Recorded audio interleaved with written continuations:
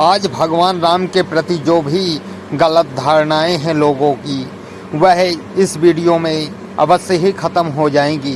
Last तक ज़रूर देखिएगा दोस्तों। भगवान श्री राम को सुमंत जब लेकर चलते हैं तो श्रृंगबेरपुर आ जाता है। श्रृंगबेरपुर के राजा गुह थे। गुह भगवान राम के बचपन के दोस्त थे, जो कि उनके ही गुरुकुल में पढ़ा करते थे। इसलिए वो सखा भी थे और भाई भी, क्योंकि गुरुकुल में जो भी पढ़ता था वो भाई के समान हो जाता था। इस रिश्ते से गुह और भगवान श्री राम में गहरी मित्रता थी।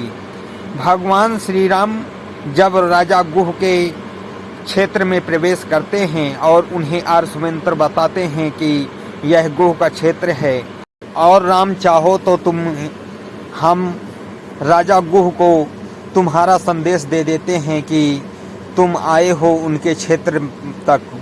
तब भगवान राम कहते हैं कि अकारण किसी को परेशान न करना चाहिए।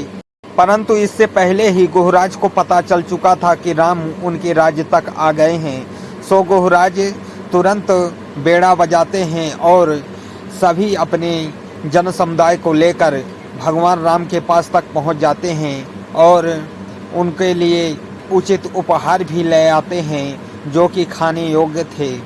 खाने पीने की सामग्री लेकर आते हैं और भगवान श्री राम को भेंट करते हैं। राम कहते हैं कि हे गुहराज, मैंने तुम्हारी प्रेम को और तुम्हारे इस सामग्री को स्वीकार किया, परंतु इनका उपभोग नहीं कर सकता। भगवान राम ने गुहराज के सामग्री का उपभोग इसलिए नहीं किया क्योंकि वो वनवास के दिनों को काट रहे थे और वनवास के प्रण के अनुसार वह किसी की दी हुई सामग्री, राजभोग इत्यादि नहीं खा सकते थे। और गुहराज अपने समुदाय के राजा थे, इसलिए उनकी दी हुई सामग्री तो वो खा ही नहीं सकते थे।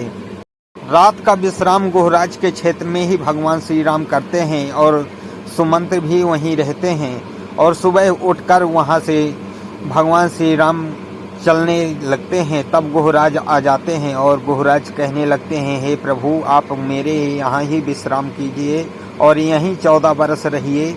मैं आपके लिए सारी चीज़ों की व्यवस्था करता रहूँगा।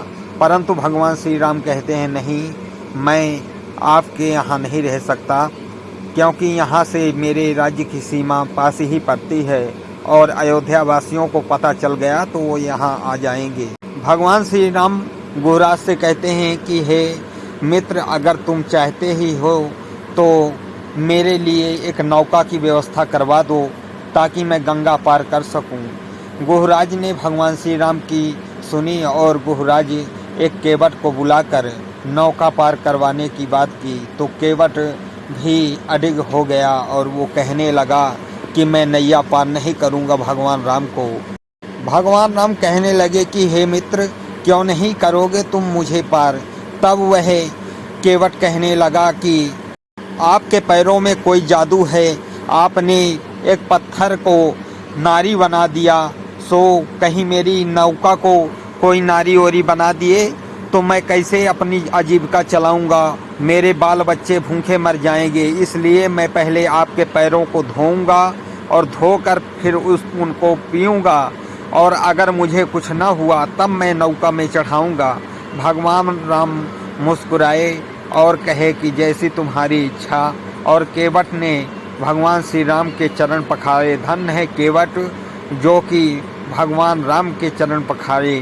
फिर केवट ने नौका में चढ़ाकर भगवान राम, सीता और लक्ष्मण जी को नौका से पार कर देते हैं। जब गंगा पार भगवान राम और सीता उतरते हैं, उसके बाद सीता जी मन में विचार करती हैं कि केवट को देने के लिए उतराई मेरे पास भगवान राम के पास कुछ भी नहीं है। सो सीता जी अपने हाथों की अंगूठी उतार कर भगवान राम को देती हैं और कहती हैं केवट को दे दो।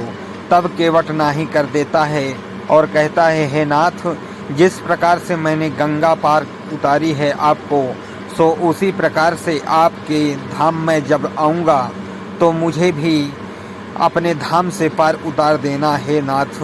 इस प्रकार से केवट धन्य हो गया और भगवान राम, लक्ष्मण और सीता सहित गुहराज भी आगे चल देते हैं और जाते हैं भारद्वाज ऋषि के आश्रम पहुंच जाते हैं।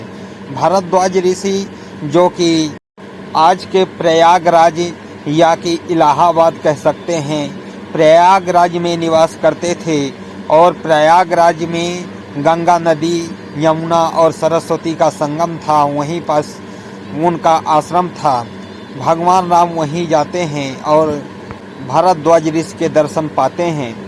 भारद्वाज ऋषि जब आसन ग्रहण करने को भगवान राम को और लक्ष्मण सीता जी को कहते हैं, तब वो सभी आसन ग्रहण करते हैं, परंतु गुहराज आसन के नीचे ही बैठ जाते हैं। तब भारद्वाज ऋषि कहते हैं कि आप भी ऊपर ही बैठिए।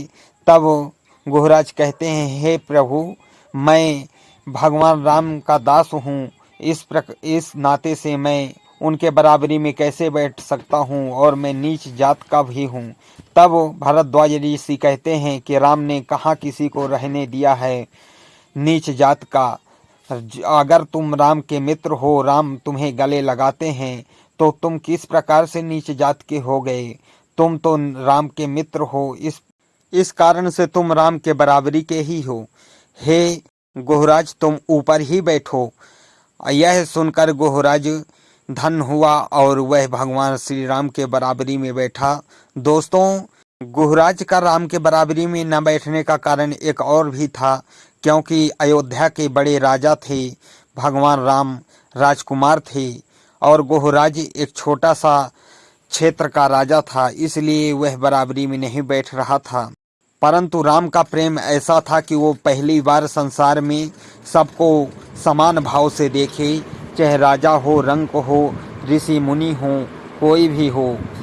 ऋषि मुनियों के दर्शन करते हुए भगवान श्री राम आगे निकलते हैं और जमुना नदी को पार करके चित्रकूट धाम आते हैं। दोस्तों, मेरी यह वीडियो कैसी लगी कमेंट बॉक्स में ज़रूर बताएं, और अगर अच्छी लगी हो तो वीडियो को लाइक करें और चैनल को सब्सक्राइब करें, और जय श्री राम ज़रूर कमेंट बॉक्स में